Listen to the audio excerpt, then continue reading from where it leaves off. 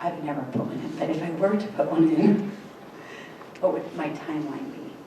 The law requires us to respond to the request with an estimate of how long it will take to gather the records within 5 days. Okay. There was a recent case involving the University of Washington around a 6-month timeline the university gave for production of records because of the complexity of the request, and the court found that that was a reasonable length of time.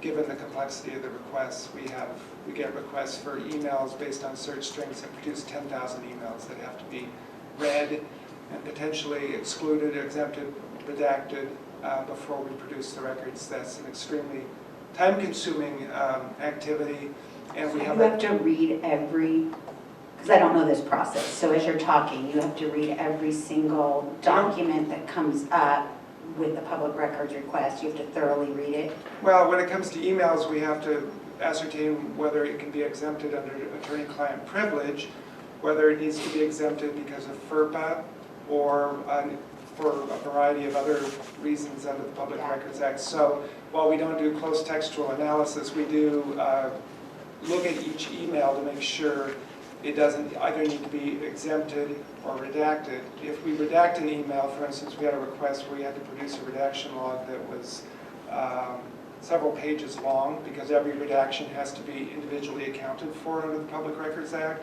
So yeah, it's a very time-consuming process when we get extensive requests. And we also take them in order. So we get a request that might take us a month to respond to. That means subsequent requests might need to be, we might need to provide a longer time frame for response because of that. Thank you. I appreciate you giving me permission to process. Jeff. Any other questions or discussion on this policy? Good question. We'll see it on the action item next meeting. Next item on the agenda is first reading of board policy number 4314, notice of threats of violence or harm. And again, this will be on the action agenda at the next meeting. Do board members have any questions or discussion on this? Appreciate having it back again. My actual work, or actual things.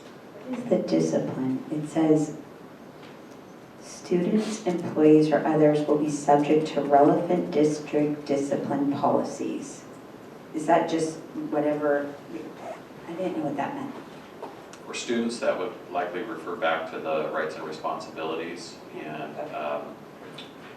the infractions and the discipline consequences outlined there. For employees, it would be progressive discipline for the collective bargaining agreement and just general HR practices.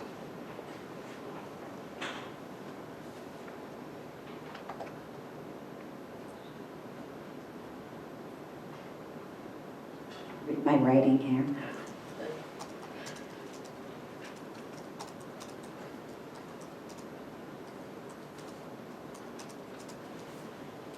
I think I wrote something about reasonable time. What about, hold on.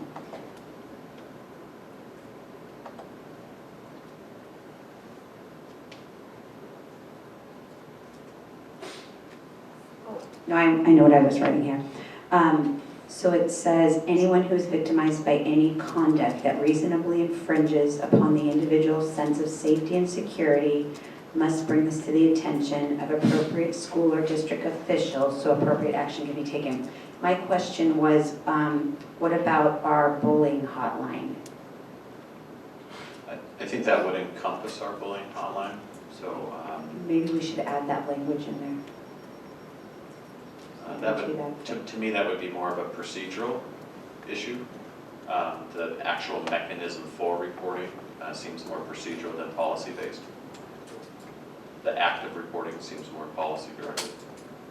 But The only thing I was thinking is that you're bringing it to the attention of how do the students know that is bringing, if I call the line, that is bringing it to the attention of somebody.